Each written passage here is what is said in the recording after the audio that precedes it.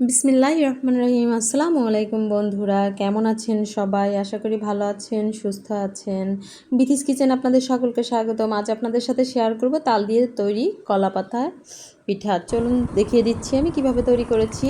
1 চামচ পরিমাণে ইস্ট নিয়েছি, নিয়ে আমি কুসুম গরম দুধের ভিতর গুলিয়ে 15 মিনিট ঢেকে রেখে দিয়েছি।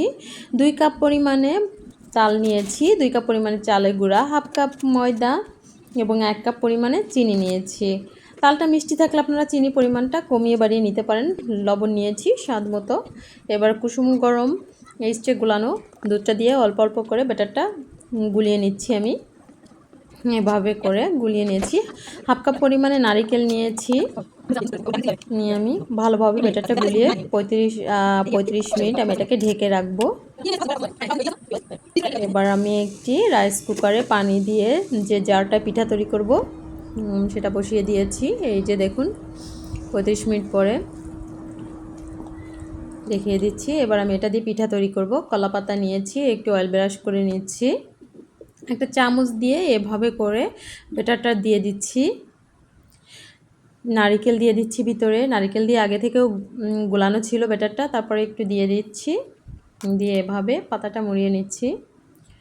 এক এক করে আমি সবগুলো পিঠা এভাবে তৈরি করে নিব। আমি আবারও দেখিয়ে দিচ্ছি আপনাদেরকে।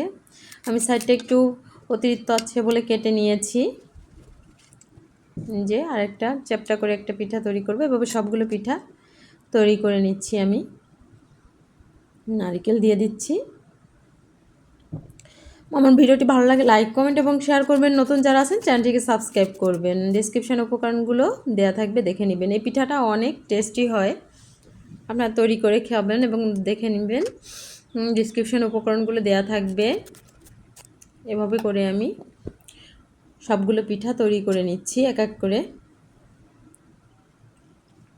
দেখিয়ে দিচ্ছি আমি কিভাবে ফোল্ড করেছি।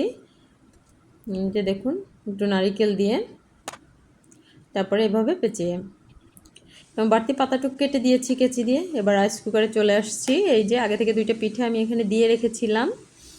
পানিটা কিন্তু আমার চুলাটা অন করা, পানিটা ফুটে উঠেছে। এই যে আমার পিঠাটা তৈরি হয়ে গেছে। 10 মিনিট পরে আমি নামিয়ে নিয়েছি। এভাবে করে সবগুলো পিঠা আমি তৈরি করে নিচ্ছি। 10 থেকে 15 মিনিট দিয়ে ভাপিয়ে নিলেই এই পিঠাটা তৈরি হয়ে যায়। এই যে সবগুলো পিঠা নামিয়ে নিয়ে আপনাদেরকে দেখিয়ে দিচ্ছি। কেমন হয়েছে বানিয়ে খাবেন এবং ভালো লাগলে কমেন্ট করে জানাবেন। ভালো থাকবেন। আসসালামু আলাইকুম। সুস্থ থাকবেন।